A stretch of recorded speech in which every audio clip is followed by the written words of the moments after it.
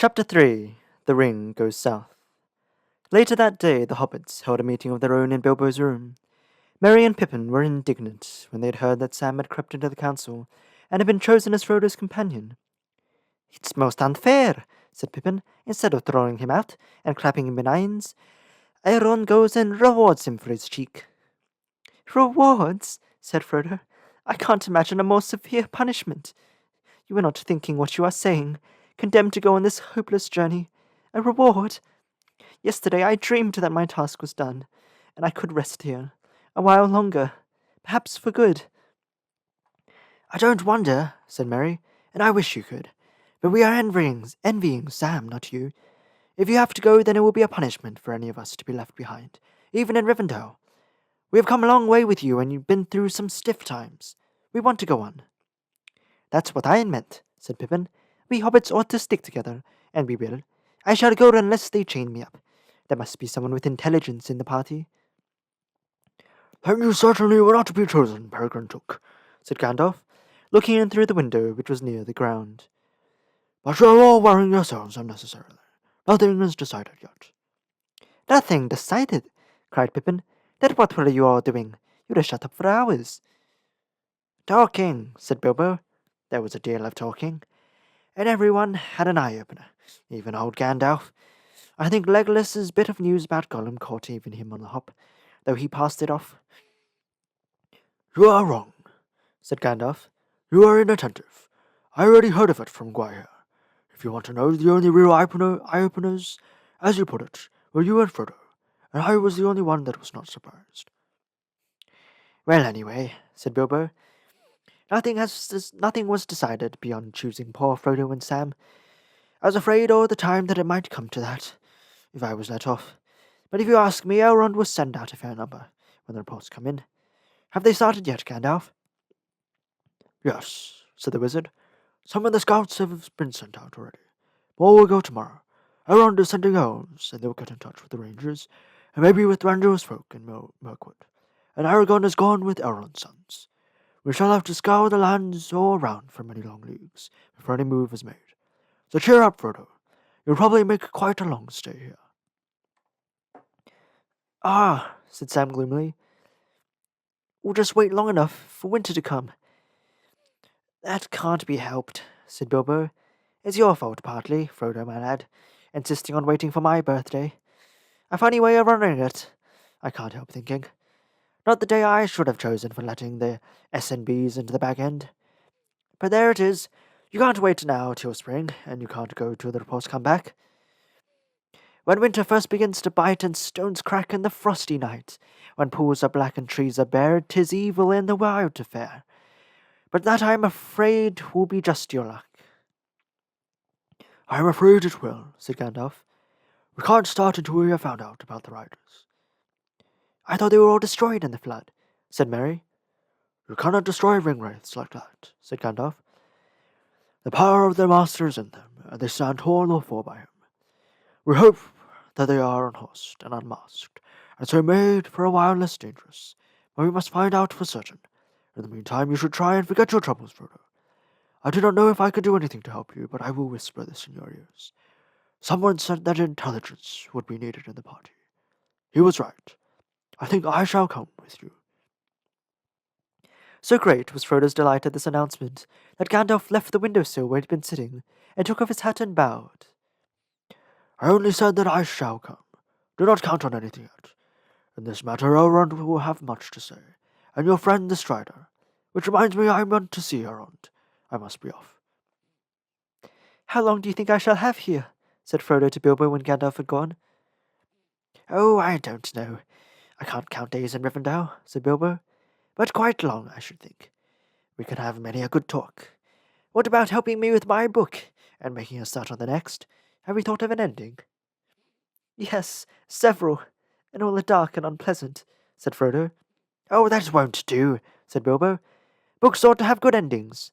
How would this do? And they all settled down and lived together happily ever after." "It would do well, if it ever comes to that," said Frodo. "Ah," said Sam. "And where will they live? That's what I often wonder." For a while, the hobbits continued to talk and think of the past journey and of the perils that lay ahead. But such was the virtue of the land of Rivendell that soon all fear and anxiety was lifted from their minds. The future, good or ill, was not forgotten, but ceased to have any power over the present. Health and hope grew strong in them, and they were content, with each day as it came, taking pleasure in every meal and in every word and song. So the days slipped away as each morning dawned bright and fair, and each evening followed cool and clear. But autumn was waning fast. Slowly the golden light faded to pale silver, and the lingering leaves fell from the naked trees. A wind began to blow chill from the misty mountains to the east. The hunter's moon waxed round in the night sky, and put to flight all the lesser stars. Below in the south one star shone red. Every night, as the moon waned again, it shone brighter and brighter. Frodo could see it from his window, deep in the heavens, burning like a watchful eye, that glared above the trees on the brink of the valley. The hobbits had been nearly 2 months in the house of Elrond, and November had gone by with the last shreds of autumn, and December was passing when the scouts began to return. Some had gone north beyond the springs of the Horwell into the Eaton moors, and others had gone west with the help of Aragon and the rangers, had searched the lands far down the Grey Flood, as far as Tharbad, where the old north road crossed the river by a ruined town. Many had gone east and south, and some of these had crossed the mountains and entered Mirkwood, while others had climbed the pass at the source of the Gladden River, and had come down into Wilderland and over the Gladden fields, and so at length had reached the old home of Radagast the Rosgabel. Radagast was not there, and they had returned over the high pass that was called the Dimrill Stair. The sons of Elrond, Eladan, and Elrahir were the last to return. They had made a great journey passing down the Silverlode into a strange country, but of their errand they would not speak to any save Elrond. In no region had the messengers discovered any signs or tidings of the riders or other servants of the enemy. Even from the eagles of the misty mountains they had learned no fresh news. Nothing had been seen or heard of Gollum, but the wild wolves were still gathering, and were hunting up again, far up the great river. 3 of the black horses had been found at once, drowned in the flooded ford. On the rocks of the rapids below it, searchers discovered the bodies of 5 more, and also a long black cloak, slashed and tattered. Of the black riders, no other trace was to be seen, and nowhere was their presence to be felt. It seemed they had vanished from the north. 8 out of the 9 are accounted for at least, said Gandalf. It is rash to be too sure, yet I think that we may hope now that the ring wraiths were scattered, and have been obliged to return as best as they could to their master in Mordor, empty and shapeless. If that is so, it will be some time before they can hunt again. Of course, the enemy has other servants, but they will have to journey all the way to the borders of Rivendell before they can pick up our trail. And if we are careful, that will be hard to find. But we must delay no longer. Elrond summoned the hobbits to him. He looked gravely at Frodo. "The time has come," he said. "If the ring is to set out, it must go soon. But those who go with it must not count on their errand being aided by war or force. They must pass into the domain of the enemy far from aid. Do you still hold to your word, Frodo, that you will be the ring-bearer?" "I do," said Frodo. "I will go with Sam." "Then I cannot help you much, not even with counsel," said Elrond. "I can foresee very little of your road, and how your task is to be achieved, I do not know. The shadow has crept now to the feet of the mountains, and draws nigh even on the borders of Greyflood, and under the shadow all is dark to me. You will meet many foes, some open, some disguised, and you may find friends upon your way when you least look for it. I will send out messages such as I can contrive to those whom I know in the wide world, but so perilous are the lands now because that some may well miscarry, or come no quicker than you yourself. And I will choose you companions to go with you as far as they will or fortune allows. The number must be few, since your hope is in speed and secrecy. Had I a host of elves in armor of the elder days, it would avail little, save to arouse the power of Mordor. The company of the ring shall be 9, and the 9 walkers shall be set against the 9 riders that are evil. With you and your faithful servant Gandalf would go, for this shall be his great task, and may be the end of his labours. For the rest, they shall represent the other free peoples of the world, elves, dwarves, and men. Legolas shall be for the elves, and Gimli, son of Gloin, for the dwarves. They are willing to go at least to the passes of the mountains, and maybe beyond. For men you shall have Aragorn, son of Arathon, for the ring of Isildur concerns him closely. Strider, said Frodo. Yes, he said with a smile. I ask leave once again to be your companion, Frodo. I would have begged you to come, said Frodo, only I thought you were going to Minas Tirith with Boromir. I am, said Aragorn, and the sword that was broken shall be reforged ere I set out to war. But your road and our road lie together for many hundreds of miles. Therefore Boromir will also be in the company. He is a valiant man. There remain 2 more to be found, said Elrond. These I will consider. Of my household I may find some that it seems good to me to send. But that will leave no place for us, cried Pippin in dismay. We don't want to be left behind. We want to go to Frodo. That is because you do not understand and cannot imagine what lies ahead, said Elrond. Neither does Frodo, said Gandalf, unexpectedly supporting Pippin. Nor do any of us see clearly. It is true that if these hobbits understand the danger, they will not dare to go. But they would still wish to go or wish that they dared, and be shamed and unhappy, I think, Elrond, that in this matter it would be well to trust rather to their friendship than to great wisdom.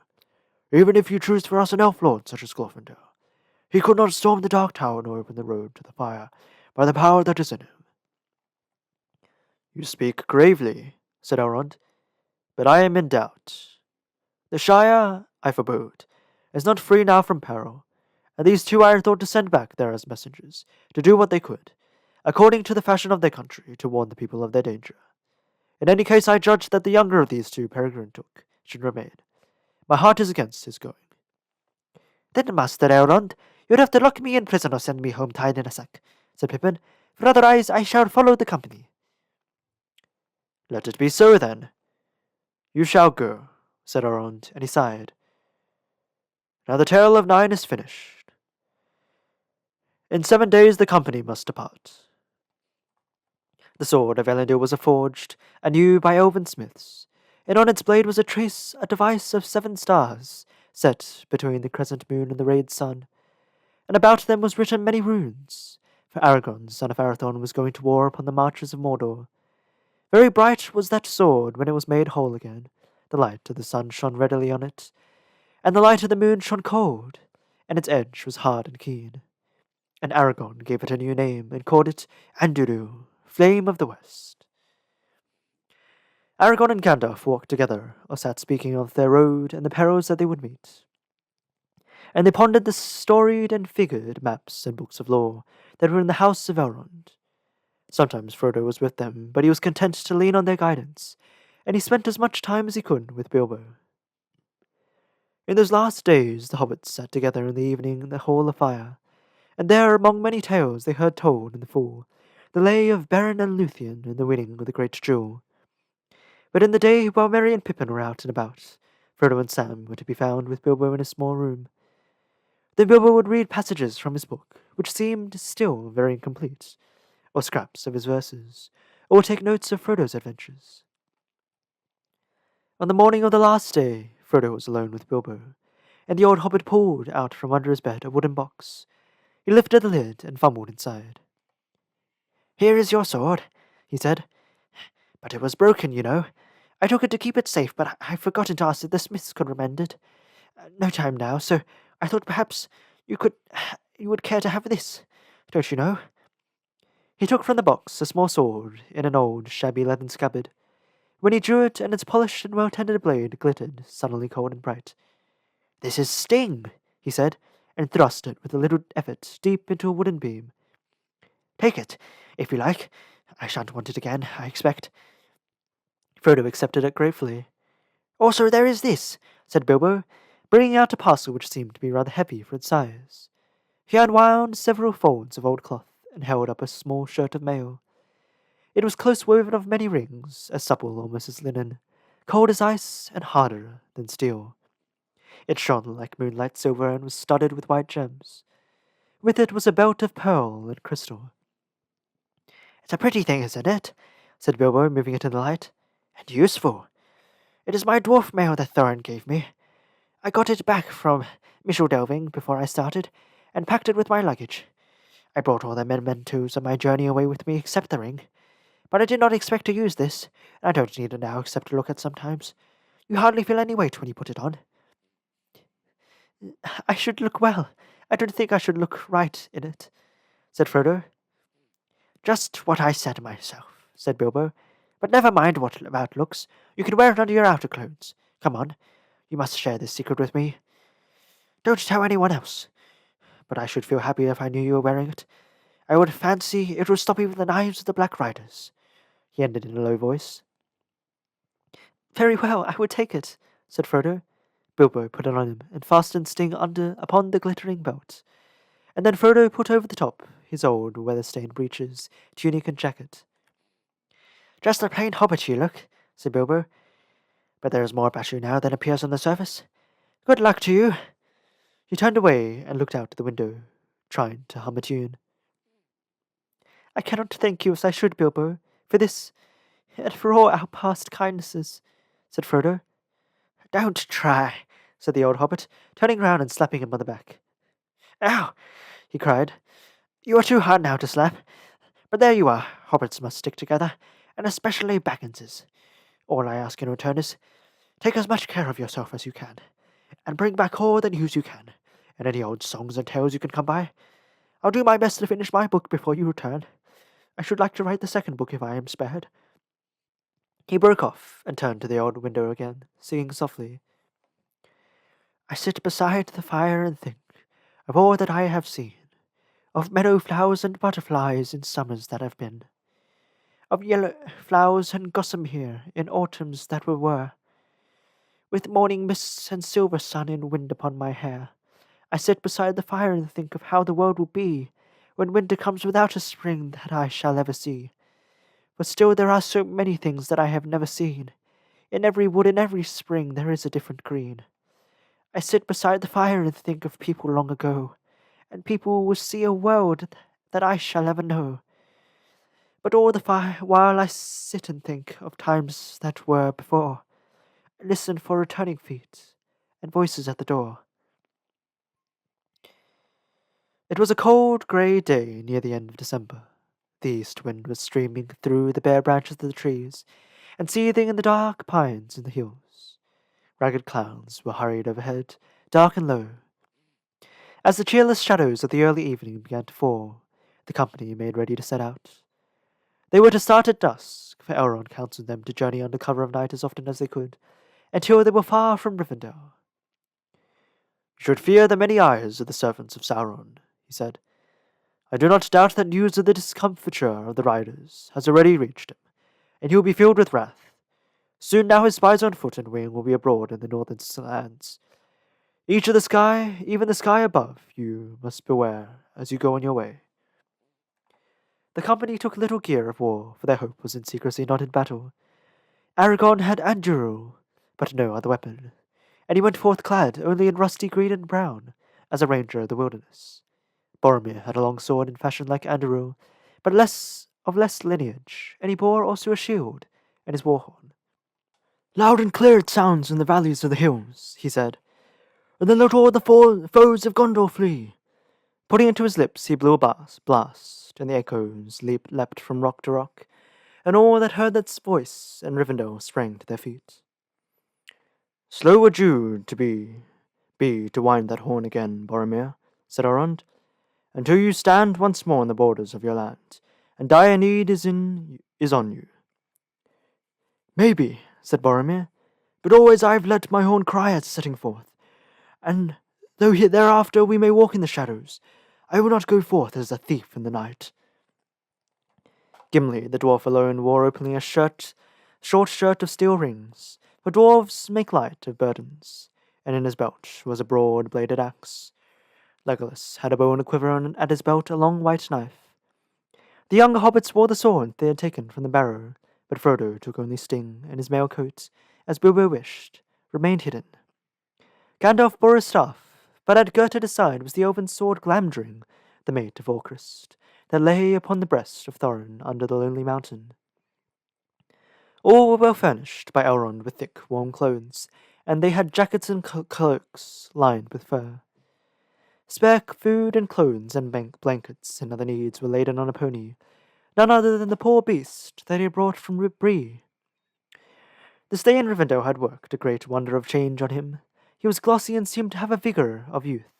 It was Sam who had insisted on choosing him, declaring that Bill, as he would be called, would pine if he did not come. That animal can nearly talk, he said, and would talk if he stayed here much longer. He gave me a look as plain as Mr. Pippin could speak it. If you don't let me go with you, Sam, I'll follow you on my own. So Bill was going as the beast of burden, yet he was the only member of the company that did not seem depressed.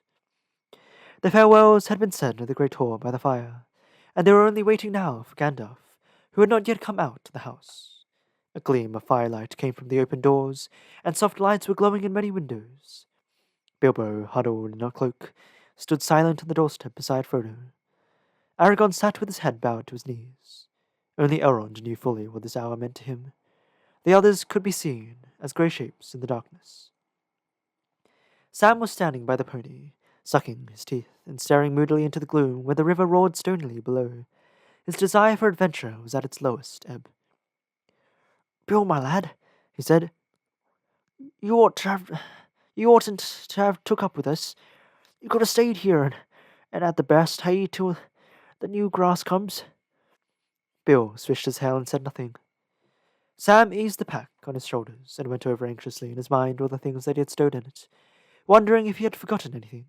His chief treasure, his cooking gear, and the little box of salt that he always carried and refilled when he could. A good supply of pipeweed, but not nearly enough, I warrant. Flint and tinder, woolen hose, linen, various small belongings of his master's that Frodo had forgotten, and Sam had stowed to bring them out in triumph when they were called for. He went through them all. Rope? He muttered. No rope. And only last night you said to yourself, Sam, what about a bit of rope? You'll want it if you haven't got it. Well, I'll want it. I can't get it now. At that moment, Elrond came out with Gandalf, and he called the company to him. "This is my last word," he said in a low voice. "The ring-bearer is setting out on a quest of Mount Doom. On him alone is any charge laid, neither to cast away the ring, nor to deliver it to any servant of the enemy, nor indeed to let any handle it, save members of the company and the council, and only when in gravest need. The others go with him as free companions to help him on his way. You may tarry or come back, or turn aside into other parts, as chance allows. The further you go, the less easy it will be to withdraw. Yet no oath or bond is laid upon you to go further than you will, for you do not yet know the strength of your hearts, and you cannot foresee what each may meet upon the road." "Faithless is he that says farewell when the road darkens," said Gimli. "Maybe," said Elrond, "but let him not vow to walk in the dark, who has not seen the nightfall." "Your sworn word might strengthen quaking heart," said Gimli. "Or break it," said Elrond. "Look not far ahead, but go now with good hearts. Farewell, and may the blessing of the elves and men and all free folk go with you. May the stars shine upon your faces." Good luck," cried Bilbo, stuttering with the cold.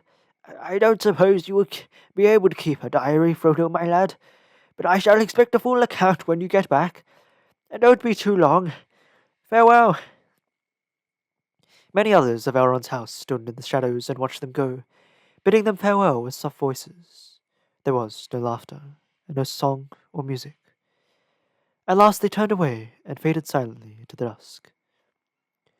They crossed the bridge and wound slowly up the long, steep paths that led out to the cloven vale of Rivendell, and they came at length to the high moor where the wind hissed through the heather. Then, with one glance at the last homely house, twinkling below them, they strode away far into the night. At the ford of Ruinen they left the road and turning southwards went on by narrow paths among the folded lands. Their purpose was to hold this course west of the mountains for many miles and days. The country was much rougher and more barren than the green vale of the great river in the Wilderland, on the other side of the range, and the going would be slow, but they hoped in this way to escape the notice of unfriendly eyes. The spies of Sauron had hitherto seldom been seen in this empty country, and the paths were little known except to the people of Rivendell. Gandalf walked in front, and with him went Aragorn, who knew this land even in the dark. The others were in file behind, and Legolas, whose eyes were keen, were in the rear guard. The first part of their journey was hard and dreary, and Frodo remembered little of it, save the wind. For many sunless days an icy blast came from the mountains in the east, and no garment seemed to be able to keep out its searching fingers. Though the company was well clad, they seldom felt warm, either moving or at rest. They slept uneasily during the middle of the day, in some hollow of the land or hidden under the tangled thorn bushes that grew in thickets in many places. In the late afternoon they were roused by the watch, and took their chief meal, cold and cheerless, as a rule, for they could seldom risk the lighting of a fire. In the evening they went on again, always as nearly southward as they could find a way. At first it seemed to the hobbits that although they walked and stumbled until they were weary, they were creeping forward like snails, and getting nowhere. Each day the land looked much the same as if it had the day before, yet steadily the mountains were drawing nearer. South of Rivendell they rose, ever higher and bent westwards, and about the feet of the main range there was tumbled an ever wider land of bleak hills, and deep valleys filled with turbulent waters. Paths were few and winding, and led them often only to the edge of some sheer fall, or down into treacherous swamps. They had been a fortnight on the way when the weather had changed. The wind suddenly fell, and they veered round to the south. The swift, flowing clouds lifted and melted away, and the sun came out, pale and bright. There came a cold, clear dawn at the end of a long, tumbling, stumbling night march. The travellers reached a low ridge crowned with ancient holly trees, whose grey-green trunks seemed to have been built out of the very stone of the hills. The dark leaves shone, and the berries glowed red in the light of the rising sun. Away in the south, Frodo could see the dim shapes of lofty mountains that seemed now to stand across the path that the company was taking. At the left of this high range rose three peaks. The tallest and nearest stood on like a tooth, tipped with snow. Its great, bare northern precipice was still largely in the shadow, but where the sunlight slanted upon it, it glowed red.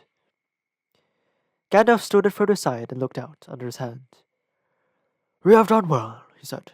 "We've reached the borders of the country that men call Holland. Many elves lived here in happier days, when Eregion was its name. 45 leagues as the crow flies we have come, though many long miles further our feet have walked. And the land and the weather will be milder now, but perhaps all the more dangerous."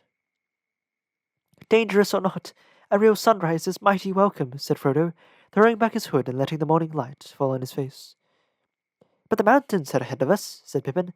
"We must have turned eastward in the night." "No," said Gandalf, "but you see further ahead in the clear light. Beyond those peaks the ranges bend round southwest. There are many maps in Elrond's house, but I suppose you never thought to look at them." "Yes, I did, sometimes," said Pippin, "but I don't remember them. Frodo has a bit head for such stuff." "I need no map," said Gimli, who had come up with Legolas and was gazing out before him with a strange light in his deep eyes. "There is the land where our fathers worked of old, and we have wrought the image of these mountains into many works of metal and stone, and into many songs and tales. They stand tall in our dreams. Baraz, Zirak, Shathor.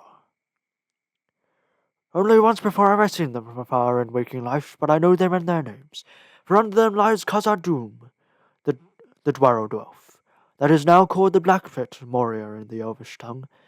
Yonder stands Barazingbar, the Red Horn, cruel Caradhras, and beyond him are Silverteen and Cloudyhead, Celebdil the White, and Fanilhol the Grey, that we call Zirak Zijul and Bundushathra. There are the misty mountains divided, and beyond their arms lie the deep, shadowed valley that we cannot forget, Azanul-Bizar, the Dimru Dale, which the elves call Nanduhirin. "It is for the Dimru Dale that we are making," said Gandalf. "If we climb the pass that is called the Redhorn Gate, under the far side of Caradhras, we shall come down by the Dimru Stair to the deep vale of the dwarfs. There lies the Mirror, and there the river Silverlode rises in its icy springs." "Dark is the water of Caradhzalam," said Gimli, and cold are the springs of Kibronara. My heart trembles at the thought that I may see them soon. May you have joy of the sight, my good dwarf, said Gandalf. But whatever you may do, we at least cannot stay in that valley. We must go down the Silver Road into the secret woods, and so to the great river, and then— He paused. Yes, and where then? Asked Merry. To the end of the journey, in the end, said Gandalf. We cannot look too far ahead. Let us be glad when the first stage is safely over. I think we will rest here, not only today but tonight as well. There is a wholesome air about Hollum. Much evil must befall a country before it wholly forgets the elves. If once they dwelt there. That is true, said Legolas. But the elves of this land were of a race strange to us, of the sylvan folk, and the trees and the grass do not come remember them. Only I hear the stones lament them. Deep they delved us, fair they wrought us, high they builded us, but they are gone.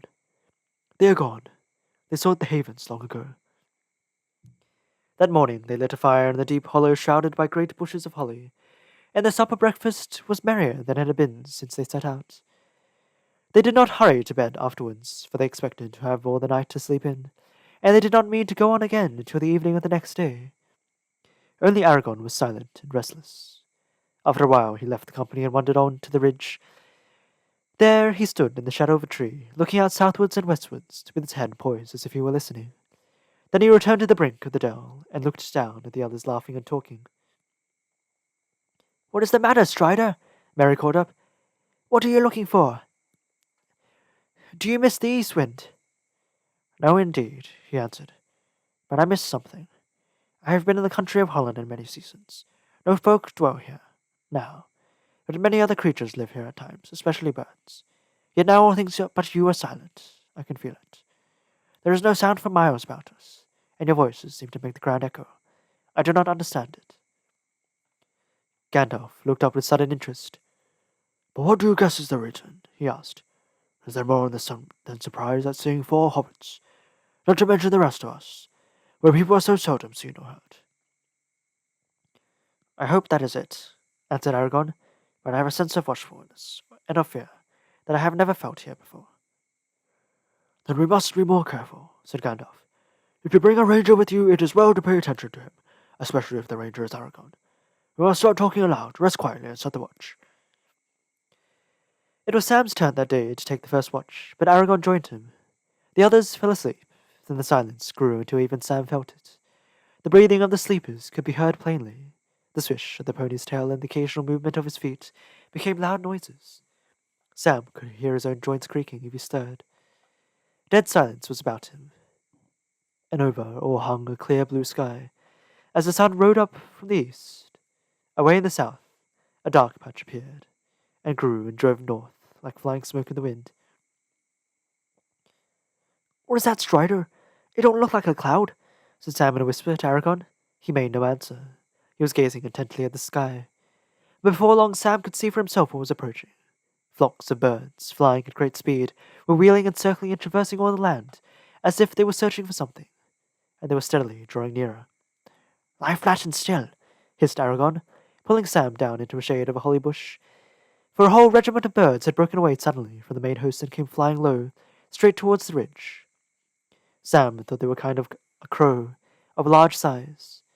As they passed overhead, in so dense a throng that their shadow followed them darkly over the ground below, one harsh croak was heard. Not until they had dwindled into the distance, north and west, and the sky was clear again, would Aragorn rise.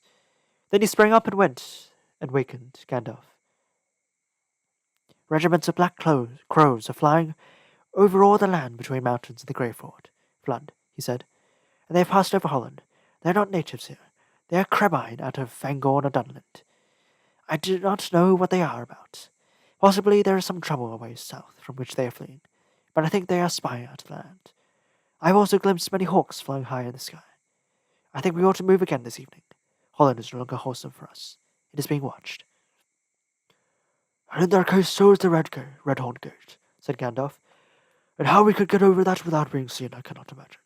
But we will think of that when we must. As for moving as soon as it is dark, I'm afraid that you are right. Luckily our fire made little smoke, and had burned low before the Crabine came, said Aragon. It must be put out and not lit again. Well, if that isn't the plague and a nuisance, said Pippin. The news, no fire and a move again by night, had been broken to him as soon as he woke in the late afternoon.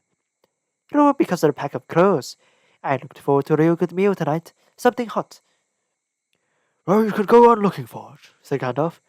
There may be many unexpected feats ahead for you. For myself, I should like a pipe to smoke in comfort, and warmer feet. However, we are certain of one thing at any rate. It will get warmer as we get south. Too warm, I shouldn't wonder, muttered Sam to Frodo. But I'm beginning to think that it's time we got a sight of that fiery mountain. It's all the end of the road, so to speak. I thought at first that this here Redhorn, or whatever its name might be it, till Gimli spoke his piece. A fair jaw-cracker dwarf language must be. Maps conveyed nothing to Sam's mind, and all distances in this strange land seemed so vast that he was quite out of his reckoning. All that day the company remained in hiding.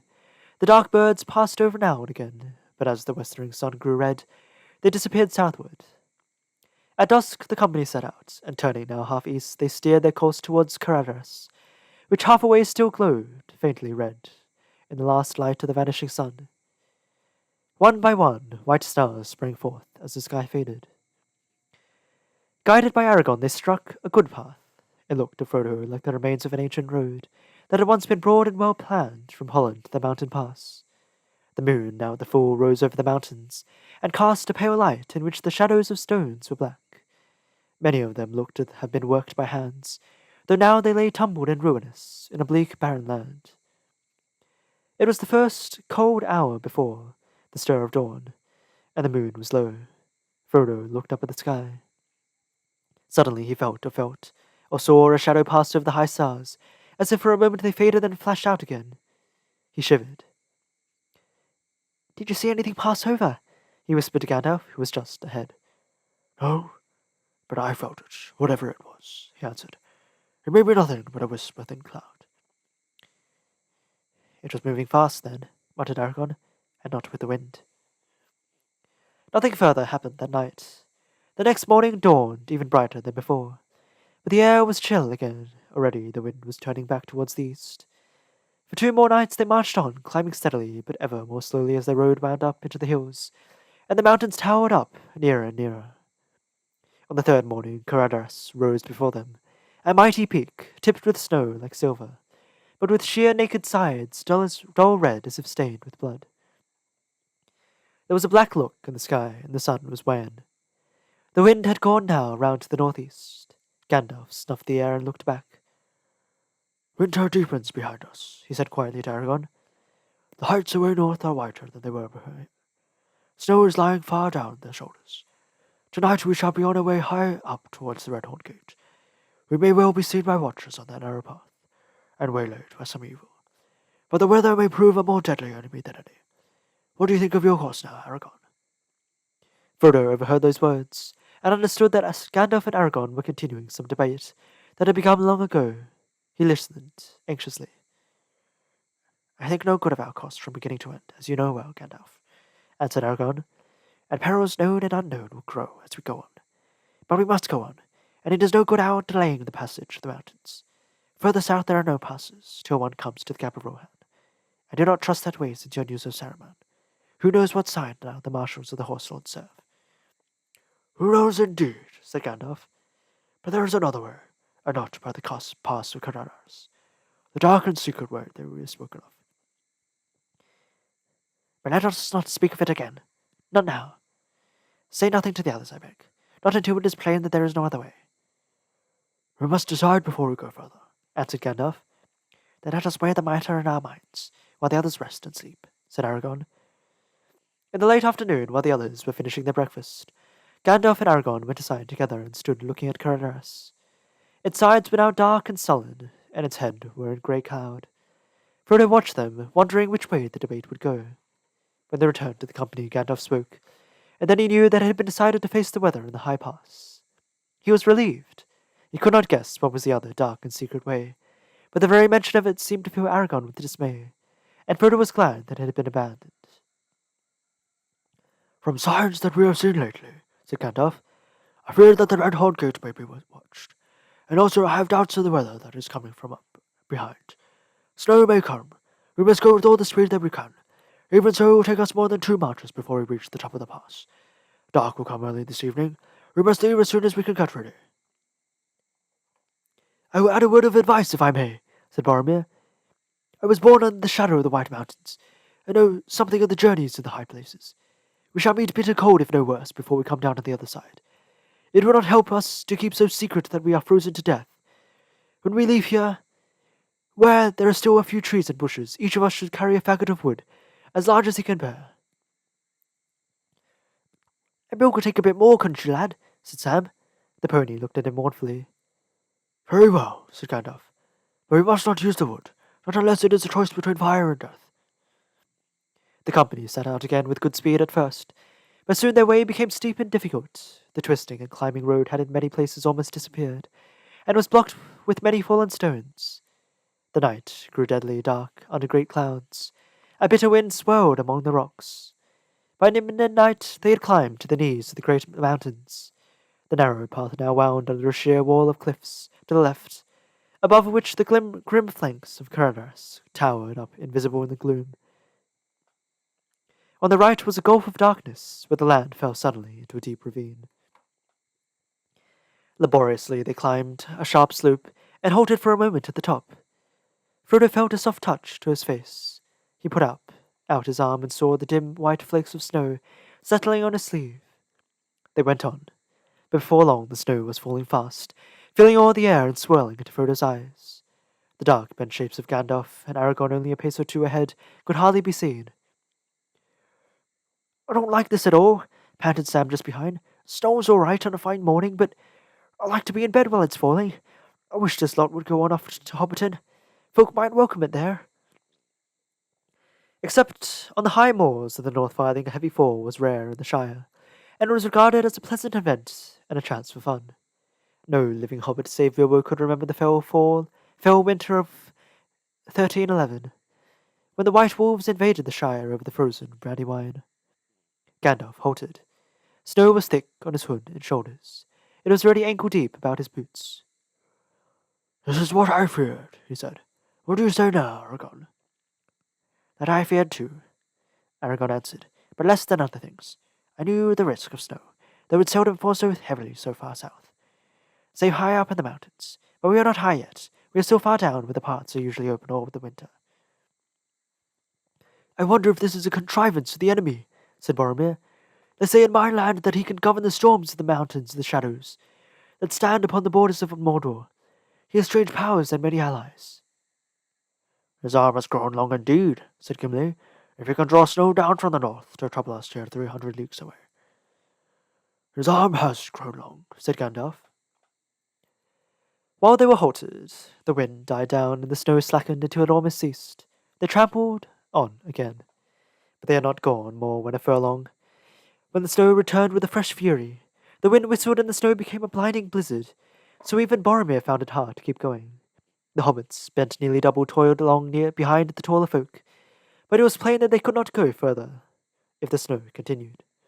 Frodo's feet felt like lead. Pippin was dragging behind. Even Gimli, stout as any dwarf could be, was grumbling as he trudged. The company halted suddenly as if they came to an agreement without any words being spoken. They heard eerie noises in the darkness round them. It may have only been a trick of the wind in the cracks and gullies of the rocky wall, but the sounds were those of shrill cries and wild howls of laughter. Stones began to fall from the mountainside, whistling over their heads, or crashing on the path beside them. Every now and again they heard a dull rumble, as a great boulder rolled down from the hidden heights above. We cannot go further tonight, said Boromir. Let those call in the wind who will. There are fell voices in the air, and these stones are aimed at us. I do call it in the wind, said Aragorn, but that does not make you say what you say untrue. There are many evil and unfriendly things in the world that have little love for those that go on 2 legs, yet are not in league with Sauron, but have purposes of their own. Some have been in this world longer than he. Caradhras was called the Cruel, and had an ill name, said Gimli, long ago when rumour of Sauron had not been heard in these lands. It matters little who is the enemy, if we cannot beat off his attack, said Gandalf. But what can we do? Cried Pippin miserably. He was leaning on Merry and Frodo, and he was shivering. We either stop where we are or go back, said Gandalf. There is no good going on. Only a little higher, if I remember rightly. This path leaves the cliff and runs into a wide, shallow trough at the bottom of a long, hard slope. We should have no shelter there from snow or stones, or anything else. And it is no good going back while the storm holds, said Aragorn. We had passed no place on the way that offered more shelter than this cliff wall we are under now. Shelter, muttered Sam. If this is shelter, then one wall and no roof make a house. The company now gathered together as close to the cliff as they could. It faced southwards, and near the bottom leaned out a little, so that they hoped it would give them some protection from the northerly wind and from falling stones. But eddying blasts swirled round them from every side, and the snow flowed down in ever denser clouds. They huddled together with their backs to the wall. Bill and the pony stood patiently but dejectedly in front of the hobbits, and screened them a little. But before long the drifting snow was above his hocks, and it went on mounting. If they had no larger companions, the hobbits would soon have been entirely buried. A great sleepiness came over Frodo. He felt himself sinking fast into a warm and hazy dream. He thought a fire was heating his toes, and out of the shadows on the other side of the hearth, he heard Bilbo's voice speaking. I don't think much of your diary, he said. Snowstorms on January the 12th. There is no need to come back to report that. But I want to rest and sleep, Bilbo, Frodo answered with an effort. When he felt himself shaken and he came back painfully to wakefulness, Boromir had lifted him off the ground out of a nest of snow. This will be the death of the halflings, Gandalf, said Boromir. It is useless to sit here until the snow goes over our heads. We must do something to save ourselves. Give them this, said Gandalf, searching in his pack and drawing out a leathern flask. Just a mouthful each. For all of us. It is very precious. It has myrrh, the cordial of Enlabjus. Elrond gave it to me at our parting. Pass it round. As soon as Frodo had swallowed a little of the warm and fragrant liquor, he felt a new strength of heart, and the heavy drowsiness left his limbs. And the others also revived and found fresh hope and vigor. But the snow did not relent. It whirled about them thicker than ever, and the wind blew louder. What do you say to fire? Asked Boromir suddenly. The choice seems near now between fire and death, Gandalf. Doubtless we shall be hidden from all unfriendly eyes when the snow has covered us, but that will not help us. You may make a fire if you can, answered Gandalf. If there are any watchers that can endure the storm, then they can see us, fire or no. But though they brought wood and kindling by the advice of Boromir, it passed the skill of elf or even dwarf to strike a flame that would hold amid the swirling wind or catch in the wet field. At last, reluctantly, Gandalf himself took a hand. Picking up a faggot, he held it aloft for a moment, and then, with a word of command, "Nia hun, hederath aman," he thrust the end of his staff into the midst of it. At once a great spout of green and blue flame sprout out, and the wood flared and spluttered. If there are any to see, then at least I am revealed to them, he said. I have written Gandalf is here in signs that all can read from Rivendell to the mouths of Anduin. But the company cared no longer for watchers or unfriendly eyes. Their hearts were rejoiced to see the light of the fire. The wood burned merrily, and though all round the snow hissed, and the pools of slush crept under their feet, they warmed their hands gladly at the blaze. There they stood, stooping in a circle round the little dancing and blowing flames. A red light was on their tired and anxious faces. Behind them the night was like a black wall. But the wood was burning fast, and the snow still fell. The fire burned low, and at the last faggot was thrown on. The night is getting dark and old, said Aragorn. The dawn is not far off. If any dawn can pierce these clouds, said Gimli. Boromir stepped out of the circle and stared up into the blackness. The snow is growing less, he said. The wind is quieter. Frodo gazed wearily at the flakes, still falling out of the dark to be revealed white for a moment in the light of the dying fire. But for a long time he could see no sign of their slackening. Then suddenly, as sleep was beginning to creep over him again, he was aware that the wind had indeed fallen, and the flakes were becoming larger and fewer. Very slowly a dim light began to grow. At last the snow stopped altogether. As the light grew stronger, it showed a silent shroud world. Below their refuge were white humps and domes and shapeless deeps, beneath which the path they had trodden was already altogether lost. But the heights above them were hidden in great clouds still heavy with the threat of snow. Gimli looked up and shook his head. Caradhras has not forgiven us, he said. He has more snow yet to fling on us, if we go on. The sooner we go back and down, the better. To this all agreed, but their retreat was now difficult. It might well prove impossible. Only a few paces from the ashes of the fire the snow lay many feet deep, higher than the heads of the hobbits. In places it had been scooped and piled by the wind into great drifts against the cliff. If Gandalf would go before us with the bright flame, he might melt a path for you, said Legolas. The storm had troubled him little, and he alone in the company remained still light of heart. If elves could fly over mountains, they might fetch the sun to save us, answered Gandalf. For I must have something to work on. I cannot burn snow. Well, said Boromir, when heads are at a loss, bodies must serve, as we say in my country. The strongest of us must seek a way. See! The war now is snow-clad, our path as we came up, turned about that shoulder of rock down yonder. It was there that the snow first began to burn on us. If we could reach that point, maybe it would prove easier beyond. It is no more than a furlong off, I guess. Then let us force a path hither, you and I, said Aragorn.